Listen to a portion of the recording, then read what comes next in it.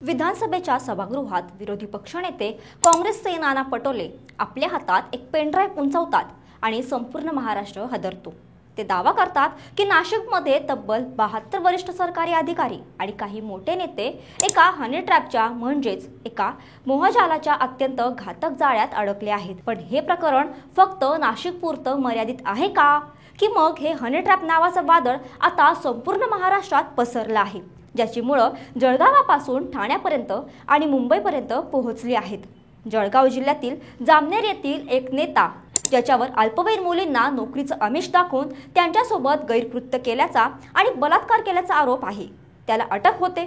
तर दुसरीकडे ठाण्यात पोलीस दलातच काम करणारी एक महिला होमगार्ड 2 वरिष्ठ पोलीस अधिकाऱ्यांवर एसीपी दर्जाच्या अधिकाऱ्यांवर लैंगिक अत्याचाराचा आरोप करते आणि धक्कादायक म्हणजे पोलीस तिच्यावरच खंडणीचा गुन्हा दाखल करतात।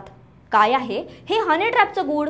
हे खरंच काही महिलांकडून अधिकारी आणि नेत्यांना अडकवण्याचं एक संघटित षडयंत्र आहे, की मग हनी ट्रॅप या नावाखाली सत्तेचा आणि पदाचा वापर करून महिलांवर होणाऱ्या लैंगिक शोषणाची प्रकरणं दाबण्याचा हा एक नवीन भयावह प्रकार आहे का? जाणून घेऊयात या व्हिडिओच्या माध्यमातून। नमस्कार, मी मृदुला आणि तुम्ही पाहताय थोडक्यात। या संपूर्ण वादळाची सुरुवात झाली ती नाशिकमधून।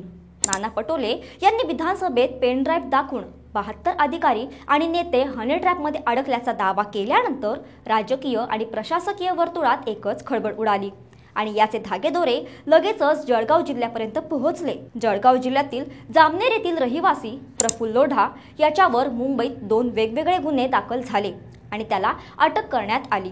हा प्रफुल्ल लोढा आहे तरी कोण? तो मूळचा जळगाव जिल्ह्यातील जामनेर तालुक्यातील पहुरपेठ गावचा रहिवासी आहे। एकेकाळी तो मंत्री गिरीश महाजन यांचा निकटवर्तीय मानला जात होता आणि त्याने भाजप कार्यकर्ता म्हणून जवळपास 20 वर्ष काम केलं आहे। पण नंतर महाजन यांच्याशी मतभेद झाल्यावर त्याने राष्ट्रवादी काँग्रेसमध्ये प्रवेश केला। त्याने एकदा गिरीश महाजन यांचं नाव न घेता आपल्याकडे एक बटन आहे, ते दाबलं तर सगळं काही उघड होईल असं धमकीवजा वक्तव्य करून खळबळ उडवून दिली होती। लोकसभा निवडणुकीवेळी त्याने वंचित बहुजन आघाडीकडून उमेदवारीही जाहीर केली होती, पण 5 दिवसात माघार घेतली आणि आता तो पुन्हा भाजपशी जुळून घेत असल्याचं म्हटलं गेलं। म्हणजे तो एक राजकीयदृष्ट्या महत्त्वाकांक्षी आणि वादग्रस्त व्यक्तिमत्व आहे, पण त्याच्यावर लागलेले आरोप अत्यंत गंभीर आहेत। मुंबईच्या साकीनाका आणि अंधेरी MIDC पोलीस ठाण्यात त्याच्यावर 2 गुन्हे दाखल आहेत। एक गुन्हा आहे पोक्सो कायद्याअंतर्गत, तर दुसरा आहे बलात्कार आणि हनी ट्रॅपचा। 62 वर्षीय प्रफुल्ल लोढावर आरोप आहे की त्याने 16 वर्षीय अल्पवयीन मुलगी आणि तिच्या मैत्रिणीला नोकरीचा आमिष दाखवून त्यांच्यासोबत चुकीचे कृत्य केले, त्यांचे अश्लील फोटो काढले आणि त्यांना धमकावले। पोलिसांनी 5 जुलै रोजी त्याला अटक केली आणि त्याच्या जळगाव, जामनेर आणि पहूर येथील मालमत्तांवर छापे टाकून लॅपटॉप, पेनड्राईव्ह आणि इतर इलेक्ट्रॉनिक वस्तू जप्त केल्यात। आता पोलीस या जप्त केलेल्या वस्तूंमधून नाशिकच्या हनी ट्रॅप प्रकरणाशी याचे काही धागेदोरे मिळतात का याचा तपास करत आहेत। नाशिक आणि जळगावमधील हे प्रकरण ताजं असतानाच ठाण्यातून एक आणखी हादरवून टाकणारी घटना समोर आली, जिने हनी ट्रॅप या शब्दालाच एक आणि अधिक भयावह वळण दिलं। सामाजिक कार्यकर्त्या करुणा मुंडे यांनी ठाण्यातील एका महिला होमगार्डला घेऊन एक पत्रकार परिषद घेतली आणि 2 वरिष्ठ पोलीस अधिकाऱ्यांवर लैंगिक अत्याचाराचा आरोप केला। या पीडित महिलेने जे सांगितलं ते ऐकून कोणाचंही मन सुन्न होईल।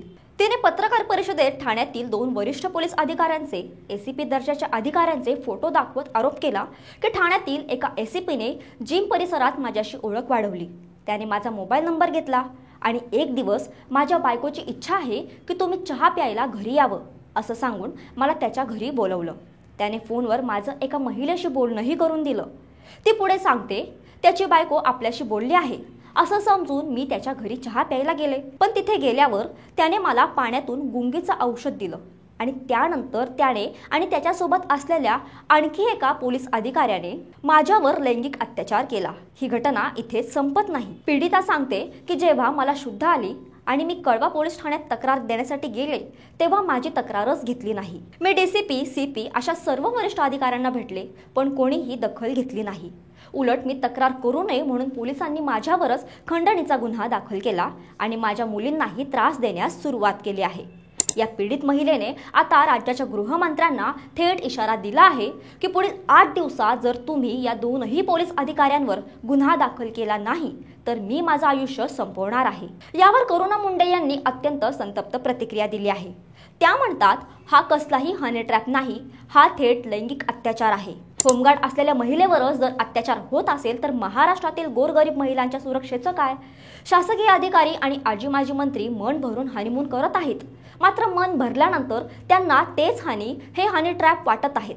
त्यांचा हा हल्लाबोल हनी ट्रॅप या शब्दाचा वापर पीडितेलाच बदनाम करण्यासाठी कसा केला जातो याकडे बोट दाखवतो। याच प्रकरणात शिवसेना ठाकरे गटाचे खासदार संजय राऊत यांनी ही उडी घेतली आहे। त्यांनी या प्रकरणातील काही फोटो ट्विट करत सीबीआय चौकशीची मागणी केली आहे आणि मुख्यमंत्री देवेंद्र फडणवीस हे दिशाभूल करत असल्याचा आरोप केला आहे। आता या सगळ्या घटनाक्रमाकडे पाहिलं तर दोन महत्त्वाचे आणि परस्पर विरोधी प्रवाह समोर येतात। सर्वात पहिला म्हणजे हनी ट्रॅप एक षडयंत्र। नाशिकच्या प्रकरणावरून आणि प्रफुल्ल लोढाच्या अटकेवरून असं दिसतंय की कदाचित खरंच एक अशी टोळी किंवा असं नेटवर्क असू शकतं जे महिलांचा वापर करून मोठे अधिकारी आणि नेत्यांना जाळ्यात ओढून त्यांना ब्लॅकमेल करत असेल। आणि दुसरी गोष्ट म्हणजे हनी ट्रॅप एक ढाल, म्हणजेच ठाण्यातील महिला होमगार्डच्या प्रकरणावरून असं दिसतंय की हनी ट्रॅप हा शब्द लैंगिक अत्याचार करणाऱ्या वरिष्ठ आणि शक्तिशाली लोकांना वाचवण्यासाठी एक ढाल म्हणून वापरला जातोय। जेव्हा एखादी पीडिता आवाज उठवण्याचा प्रयत्न करते तेव्हा तिच्यावरच ही हनी ट्रॅप करणारी आहे असा आरोप लावून तिच्यावर खंडणीचा गुन्हा दाखल करून तिचा आवाज दाबण्याचा प्रयत्न केला जातोय। मग सत्य काय आहे? हनी ट्रॅपच्या या धुराळ्यात महाराष्ट्रातील महिलांच्या सुरक्षेचा आणि कायद्याच्या राज्याचा प्रश्न मात्र अत्यंत गंभीर बनला आहे। नाशिकचा तो गुड पेन ड्राईव्ह, जळगावचा राजकीयदृष्ट्या वादग्रस्त असलेल्या प्रफुल्ल लोढा आणि त्याचे कथित कारनामे आणि ठाण्यातील 2 वरिष्ठ पोलीस अधिकाऱ्यांवर लैंगिक अत्याचाराचा आरोप करणारी आणि न्यायासाठी संघर्ष करणारी एक महिला होमगार्ड, हे 3 वेगवेगळी प्रकरणं वाटत असली तरी ती एकाच मोठ्या आणि भयावह वास्तवाकडे बोट दाखवतात। ते म्हणजे महाराष्ट्रात सत्तेचा, पदाचा आणि पैशाचा होणारा गैरवापर आणि त्यातून महिलांचं होणारं शोषण। हनी ट्रॅप हा शब्द सध्या खूप सोयीस्करपणे वापरला जात आहे, पण या शब्दाच्या मागे नेमकं काय दडलंय? खरंच अधिकारी आणि नेत्यांना अडकवणारी एखादी संघटित टोळी सक्रिय आहे की मग लैंगिक अत्याचार करणाऱ्या आणि सत्तेत मदमस्त झालेल्या लोकांना वाचवण्यासाठी हनी ट्रॅप हा शब्दच एक ढाल म्हणून वापरला जातोय? जोपर्यंत या प्रत्येक प्रकरणाची निपक्षपातीपणे कोणत्याही राजकीय किंवा प्रशासकीय दबावाशिवाय स्वतंत्र संस्थेकडून चौकशी होत नाही तोपर्यंत यातील खरं सत्य कधीच बाहेर येणार नाही। पण एक गोष्ट मात्र नक्की, या हनी ट्रॅपच्या धुराळ्यात महाराष्ट्रातील महिलांच्या सुरक्षेचा आणि कायद्याच्या राज्याचा मुद्दा मात्र अत्यंत गंभीर आणि चिंताजनक बनला आहे। तुम्हाला या सगळ्या प्रकरणाबद्दल काय वाटतं? कमेंटमध्ये नक्की सांगा आणि अशाच माहितीपूर्ण व्हिडिओसाठी थोडक्यातला फॉलो आणि सबस्क्राईब करायला विसरू नका।